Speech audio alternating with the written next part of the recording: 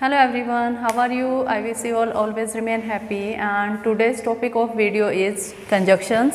और conjunctions क्या होती हैं जिनको हम हिंदी में बोलते हैं संयोजक। हिंदी में क्या बोला जाता है इनको? संयोजक। तो इसकी डेफिनेशन जब हम लिखते हैं तो क्या होता है? Conjunction as a word that join the words and sentences। मतलब कंजंक्शन एक ऐसा शब्द होता है, संयोजक एक ऐसा शब्द होता है जो दो शब्दों को या फिर दो सेंटेंसेस को जोड़ता है। तो कंजंक्शंस जो हैं ये दो तरह की होती हैं। There are two types of conjunctions. एक होती है हमारी सबऑर्डिनेटिंग कंजंक्शन और एक क्या होती है? Coordinating conjunction. इसको हम क्या बोलते हैं और हिंदी में? और कोऑर्डिनेटिंग या फिर सबऑर्डिनेटिंग ये क्या होती हैं? ये कंजंक्शन के प्रकार होते हैं। जैसे एंड है, जैसे कि एंड होता है, बट होता है, इफ होता है, बिकॉज, आफ्टर। तो ये सारे क्या होते हैं? संयोजक होते हैं जो कि दो सेंटेंसेस को या दो शब्दों को जोड़ देते हैं। तो सबऑर्डिनेटिंग कंजंक्शन और कोऑर्डिनेटिंग कंजंक्शन। तो सबऑर्डिनेटिंग को वो क्या बोलते हैं? आश्रित संयोजक।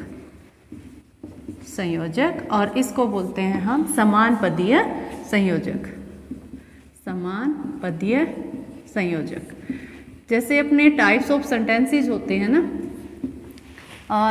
कंपाउंड सेंटेंस है, सिंपल सेंटेंस है, कॉम्प्लेक्स सेंटेंस है। तो कॉम्प्लेक्स जो सेंटेंस होता है उसमें ये कंजंक्शन यूज की जाती है कॉम्प्लेक्स में, जिसको हिंदी में हम क्या बोलते हैं? मिश्रित वाक्य।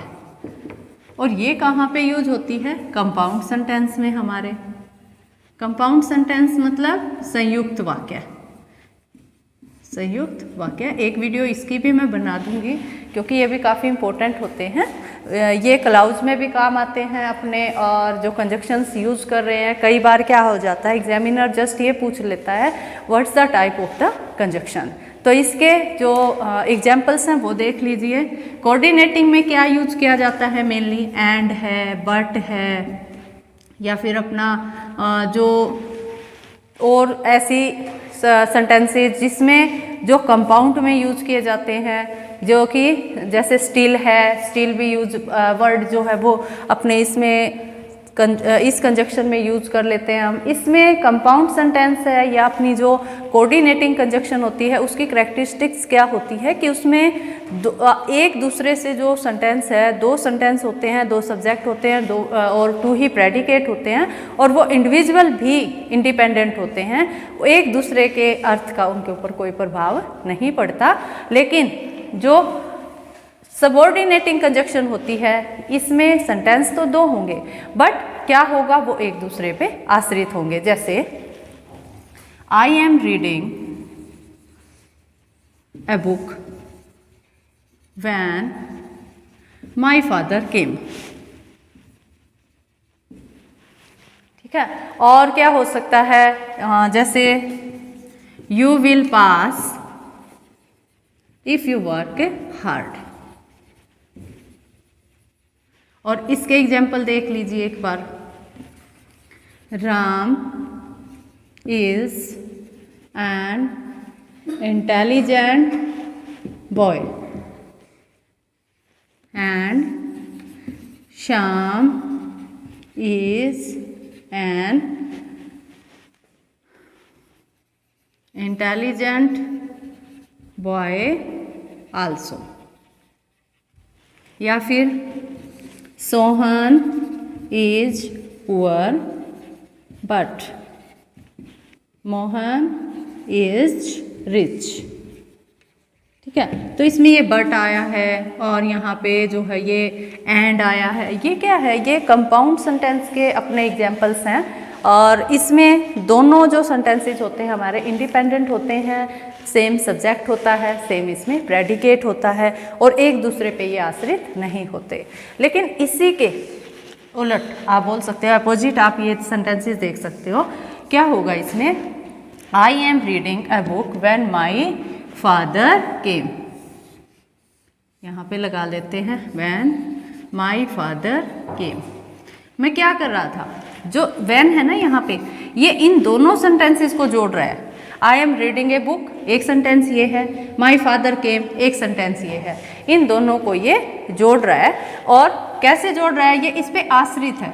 अगर ऐसे बोलेंगे ना ये सेंटेंस, तो ये कंप्लीट सेंस नहीं दे रहा अपनी। व्हेन माई फादर केम, जब मेरे फादर आए, क्या फिर नहीं समझ आया ना, तो वो समझेंगे कब हम उस चीज़ को, जब हम इसको देखेंगे। क्या हो रहा था उस टाइम जब मेरे फादर आए, तो क्या था, मैं पढ़ रहा था। यहाँ पे वाज वर्ड अगर लगा दोगे तो और बेटर होगा। I was reading a book when my father केम। इसको हम दूसरे तरीके से भी लिख सकते हैं, जैसे when my father came I was reading. I was reading, देखिए ये। लेकिन एग्जाम्पल किसका है ये, एट वंस भी है, एग्जाम्पल एट प्रेजेंट भी एग्जाम्पल जो है ये कॉम्प्लेक्स सेंटेंस का ही है, क्योंकि ये एक दूसरे पे आश्रित है। अगर हम इस सेंटेंस को लिखें और क्लाउज का टाइप पूछे तो भी ये सबऑर्डिनेटिंग क्लाउज ही होगी, और अगर कंजक्शन पूछे तो भी ये कौन सी कंजक्शन इसमें यूज की गई है, व्हेन जो है वो कौन सी कंजक्शन है, सबऑर्डिनेटिंग कंजक्शन है। नेक्स्ट ये जो है अपना, ये देख लो, you will pass if work hard. देखिए इफ, इसको और तरीके से कैसे लिख सकते हैं, if you work hard you will pass, you will pass, ऐसे। यहाँ पे इफ जो है वो फिर अगेन कौन सी कंजक्शन का एग्जाम्पल है, अपने सबऑर्डिनेटेड कंजक्शन, जो कि जिसमें दो सेंटेंस तो होते हैं लेकिन एक दूसरे पे वो आश्रित होते हैं, एक दूसरे के बिना उनका मीनिंग जो है वो कंप्लीट नहीं होता, वो होती हैं अपनी सबऑर्डिनेटिंग कंजक्शंस। तो सबऑर्डिनेटिंग कंजक्शंस के और एग्जाम्पल क्या है अपने, जैसे कि इफ़ है, दैट है, थो है, आल्दो है, या फिर टिल है, अनटिल है, अनलेस है, व्हेन है, ये सारे जो हैं, इफ़ है, ये सारे किसके एग्जाम्पल हैं, अपने सबऑर्डिनेटिंग कंजक्शन के। और जैसे एंड है, बट है, स्टिल है, जहाँ पे या आप ये भी याद रख सकते हो कि जो कंजक्शन जो है वो हमारे कंपाउंड सेंटेंस में यूज की जाती है ना, वो किसका एग्जाम्पल होती हैं, कोऑर्डिनेटिंग कंजक्शन का। और जो अपने कॉम्प्लेक्स सेंटेंस में यूज की जाती हैं वो किसका एग्जाम्पल होती हैं, वो होती हैं हमारी सबऑर्डिनेटेड